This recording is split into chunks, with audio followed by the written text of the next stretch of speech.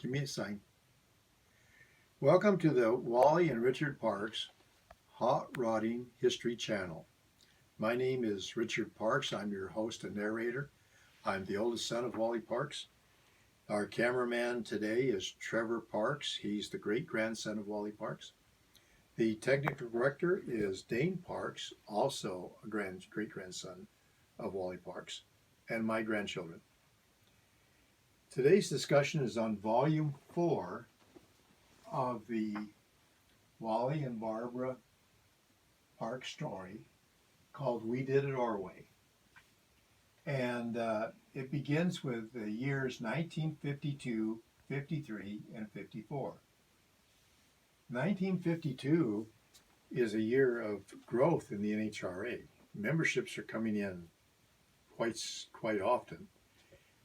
But people are also dropping out because there's really very little activity in the NHRA except for a periodical pamphlet or letter that tells people what they should do.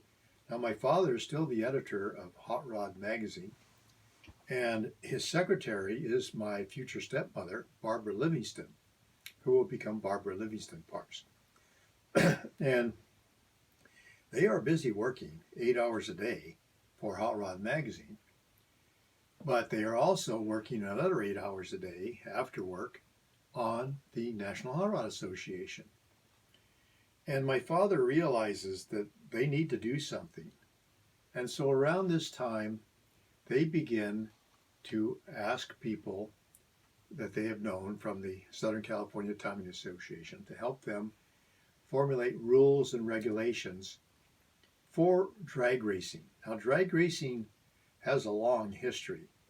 In 1950, the SCTA had a meet out in Santa Ana, and a few weeks earlier, the Santa Ana drag strip had opened. And so drag racing actually goes back quite some time. The farthest back I can find drag racing is 1938 at Kearny Mesa in San Diego by several of the clubs down there, car clubs down there, many of which also belong to the SCTA. Drag racing was originally not part of the NHRA. Drag racing was viewed as an outdoor summer activity for kids. During the winter months, my father envisioned the National Hot Rod Association would have car shows, they would have rodeos where they'd go out on the road and they would do test drives. They had mileage tests, they had accuracy tests. They would do a lot of things, but drag racing wasn't the major factor in 1951 or 52. But it's very clear by 1952 that drag racing is taking over most of the activity of the small staff that's working at the NHRA offices, which is also at the Peterson Publishing Company in Los Angeles. So they're working for Hot Rod magazine. They're also working for NHRA. So in 1953, they hold their first meet up in Madera, an invitational race. They not only hold a race up there, but they hold a race in San Diego, and they hold another invitational race, drag race, in San Diego and Pomona. Well, this gives them such a great deal of information and knowledge that they're progressing at a fast rate. And they decide that they have to do something. So in 1954, my father asked several men to go out on the road in what is called the drag safari. Now, it's not called the safety safari in 1954 or 1955. It's called the drag safari. And these men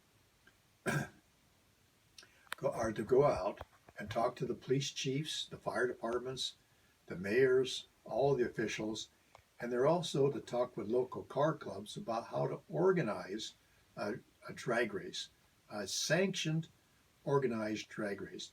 Sanctioned means that they're following rules, and these rules are often very strict, and how wide the track has to be, how long the track has to be, and other safety precautions.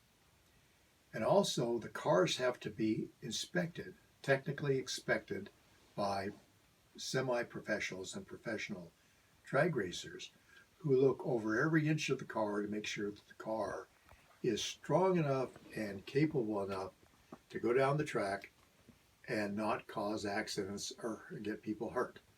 So they decide in 1954 to send this group out, the Drag Safari, and they send them out and they go to towns all across the country, and they come back, and it has been such a tremendous success that they are going to do it again in 1955 and 56, and for as long as they can possibly get sponsorship for it. So we end Volume 4 in 1954 with the Drag Safari. And that's the end of Volume 4 for today. If you want a free copy, it'll be a Word document. All you have to do is write to me at rnparks1@juno.com. Request it, and I'll be glad to mail it to you, or to email it to you. Thank you very much. Cut.